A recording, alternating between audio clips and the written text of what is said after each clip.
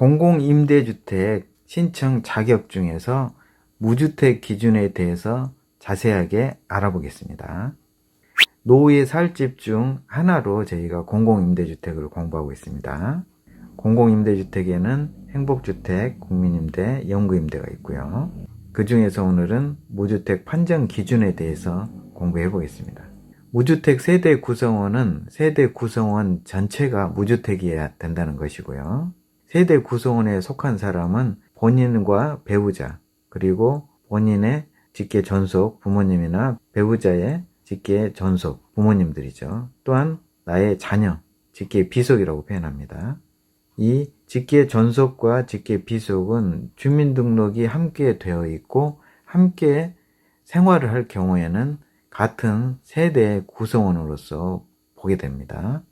배우자의 경우에는 주민등록이 분리되어 있어도 같은 세대로 보고요. 그런데 나의 형제 자매나 배우자의 형제 자매는 세대의 구성원이 아닙니다.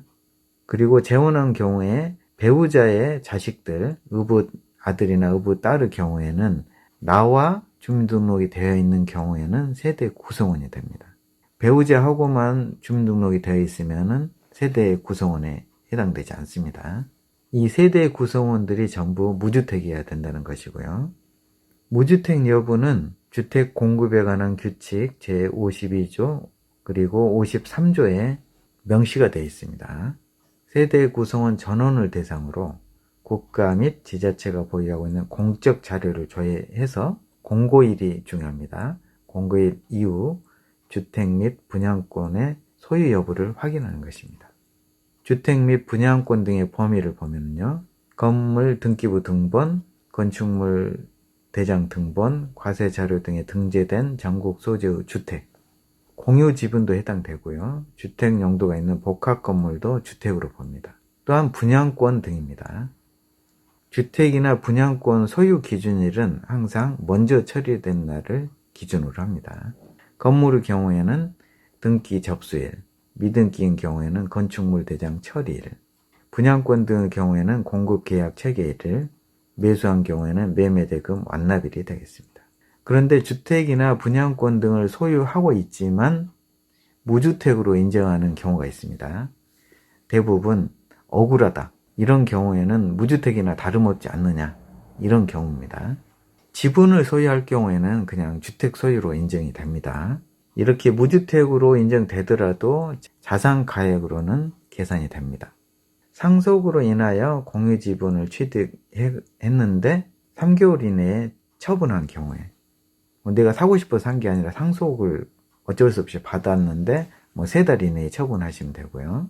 도시 지역이 아닌 지역 또는 면의 행정구역, 수도권은 제외되고요. 건축되어 있는 주택으로서 주택 소유자가 당해주택 건설 지역에 거주하다가 다른 주택 건설 지역으로 이주한 경우, 또는 상속으로 취득한 경우에는 피상속인, 돌아가신 분이 거주한 것을 상속인이 거주한 것으로 봅니다.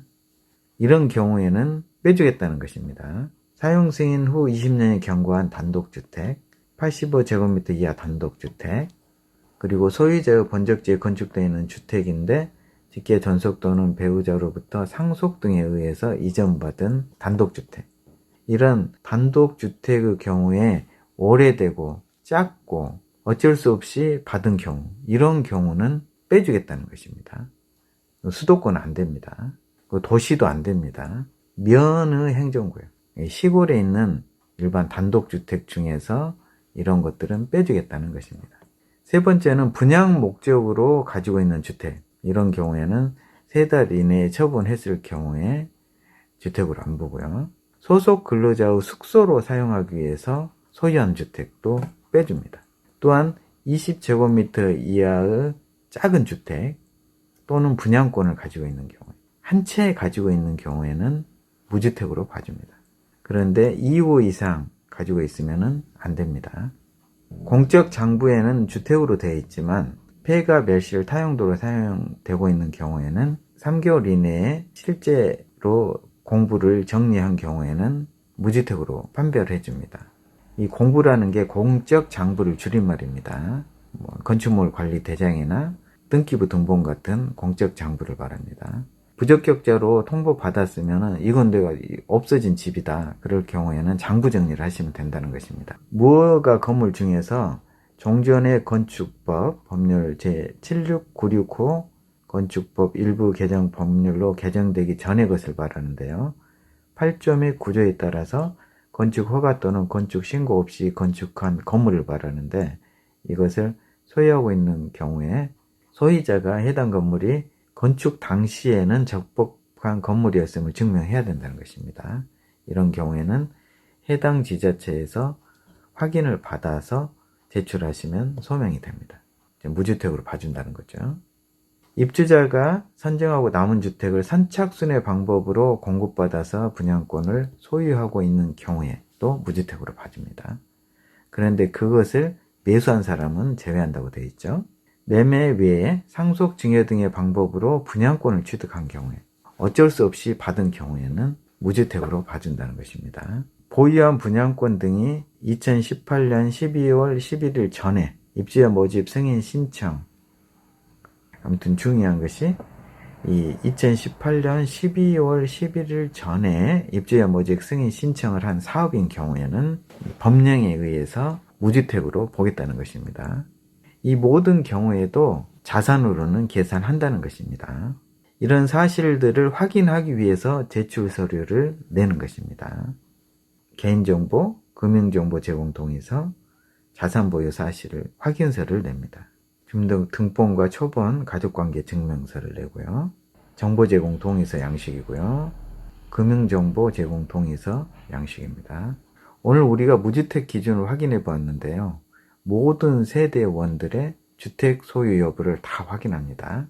그래서 공공임대 신청하시기 위해서는 집이 있는 가족과는 따로 사셔야 됩니다. 주민등록만 분리한다고 되는 것이 아니라 실제로 주민등록도 분리되어 있고 생활도 따로 하고 계셔야 됩니다. 그리고 마지막으로 자신의 집을 처분해서 무주택 상태가 되셔야 합니다. 오늘은 무주택 기준에 대해서 알아보았습니다. 끝까지 함께 해주셔서 감사드립니다.